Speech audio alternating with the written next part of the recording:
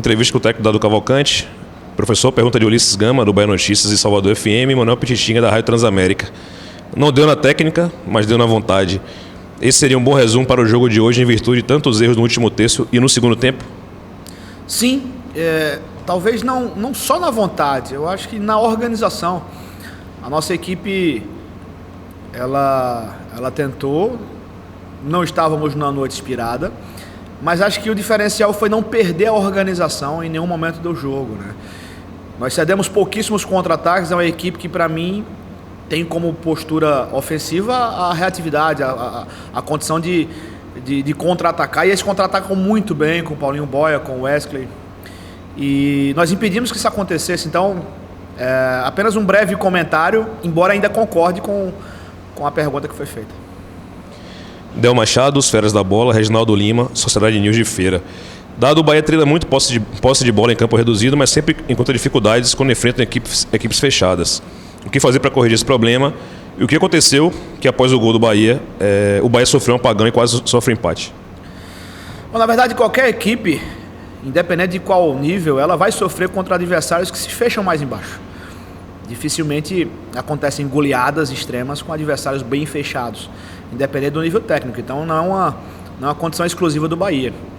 E em relação a treinamento, eu volto a lamentar a falta dela, né? A falta do treinamento, especificamente. Pela sequência de jogos, faz muito tempo mesmo que a gente não faz um treinamento com esses jogadores que vêm jogando repetidas vezes, né? Os atletas que às vezes jogam, às vezes não, a gente consegue dar um nível de treinamento maior, consegue, em termos de objetivos, no treinamento a gente consegue variar um pouco mais a condição.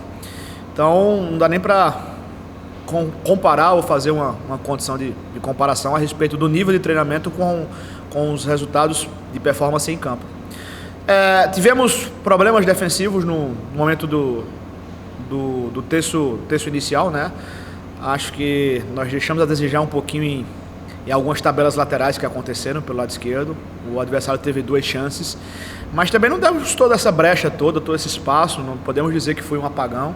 Eu acho apenas que nós soubemos um pouquinho descer as linhas, mas talvez não soubemos engatilhar os contra-ataques, já estávamos prontos para esses contra-ataques acontecerem com o Oscar e com o Michael Douglas, e quem sabe matar o jogo no finalzinho da partida.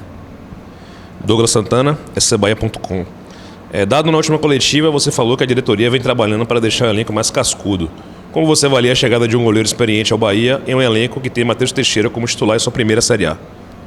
Bom, eu, como de praxe, né, eu não tenho comentado sobre possibilidades, sobre contratações.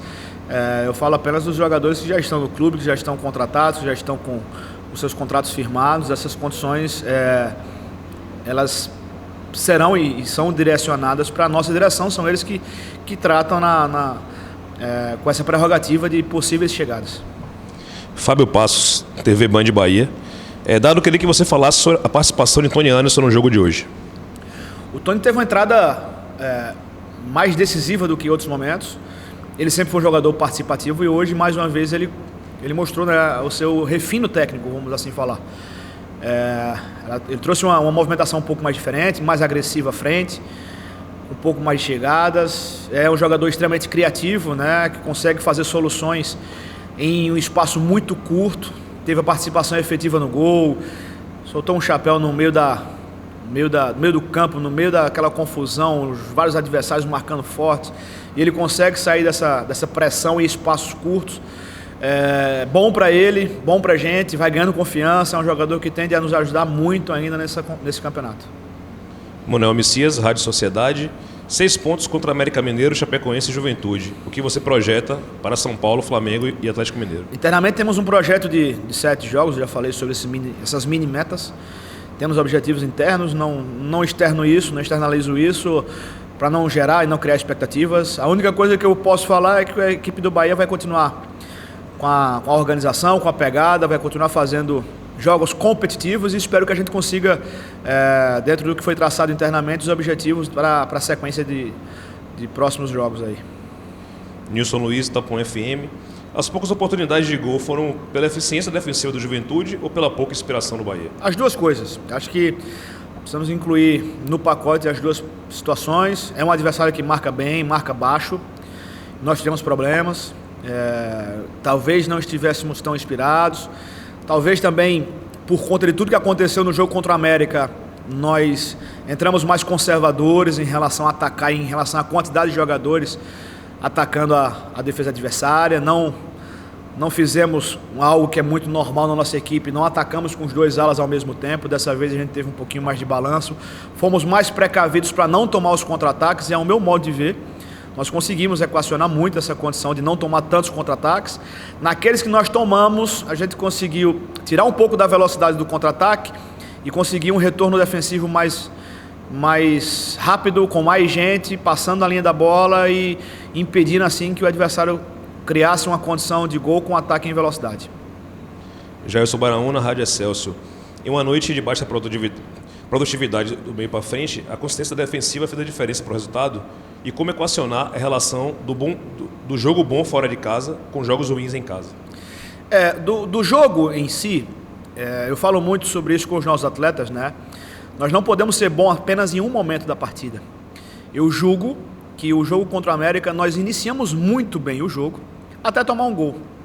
E quando tomamos um gol, nós entendíamos que apenas jogar era o suficiente para vencer o adversário. E fomos tomando gols, né? A gente foi tomando gols, acho que ficamos um pouco mais vacinados em relação a adversários que jogam mais embaixo. E acabamos também sendo mais conservadores na forma de atacar. Então, eu incluo também essa forma conservadora de abordar o ataque. Estávamos mais cuidadosos em relação aos contra-ataques adversários e por isso a presença do Jonas, por isso a condição dos nossos alas não espetarem ao mesmo tempo, criando a superioridade na última linha adversária. Mas para isso também nós funcionamos mais defensivamente. E o jogo é disso, né? O jogo é uma rotatividade, né? Um ciclo de 4 momentos das organizações e das transições. Acho que nós somos coerentes, né? Em assumir essa função de tentar jogar, mas tentar ser precavido defensivamente, descer as linhas no momento certo, subir pressão de forma igual para não sofrer passes por dentro. E nesse contexto acaba que a gente perdeu um pouquinho ofensivamente, perdeu um pouquinho de criatividade, mas fez parte do contexto e acho que no final das contas, nas somas do mais, do menos, são 3 pontos que valem e que a gente leva com a perspectiva de evolução da nossa equipe. Marcelo Muniz, Galácticos Online. Dado que você tem a falar sobre o gramado de Pituaçu, o campo pesado dificultou a forma que sua equipe gosta de jogar? Hoje atrapalhou um pouco, né? Hoje tem algumas poças, tem chovido muito aqui em Salvador, a gente sabe disso. Eu sempre fiz vários elogios ao gramado de Pituaçu. Talvez lá naquele comecinho que a gente começou a jogar aqui na Copa do Nordeste, o campo não estava em boas condições, existia um problema de irrigação que prontamente foi solucionado. Existia depois aí a quantidade de jogos muito grandes, muita gente jogando em Pituaçu, o campo começou a ficar um pouco esburacado, ficou um pouco mais comprometido, mas agora o campo está bom. Acho que as condições climáticas na região atrapalharam, né? Vem chovendo muito, alguns lugares a bola chegou a parar e num jogo como esse que o adversário marca embaixo, joga no seu erro, a gente joga um pouquinho mais tenso, joga sem arriscar tanto, aqueles passes entre linhas que o Daniel faz, que o Patrick quando entrou costuma fazer, que o Juninho começou a fazer, ganhando confiança no jogo a jogo, começou a fazer. A gente hoje tentou menos, né? Tentamos menos, talvez por essa condição que o clima atrapalhou muito. A última pergunta, Mário Júnior, da Metrópole FM. Luiz Otávio foi bastante criticado nos jogos contra o Atlético e Palmeiras. Perdeu a vaga contra o América e voltou no jogo anterior. Agora são 2 jogos sem sofrer gol. Como foi feito esse ajuste? Se fala muito em um jogador apenas, se fala nos erros individuais, mas eu sempre coloco no pacote a condição sistêmica, né? Volto a falar, nós mudamos um pouco da estrutura, principalmente do nosso atacar marcando. São aqueles jogadores que não estão participando do ataque, mas já estão, né, naquele senso de cobertura, neutralizando o contra-ataque do adversário. Mesmo sem treinar, a gente trouxe esses feedbacks para os nossos atletas, mudamos um pouquinho o desenho, não tentamos mais atacar com os alas ao mesmo tempo. Com essa forma precavida, a gente conseguiu preencher um pouco mais o espaço. Tendo o Jonas por dentro também, neutralizamos demais pelo ímpeto do Jonas em relação à marcação.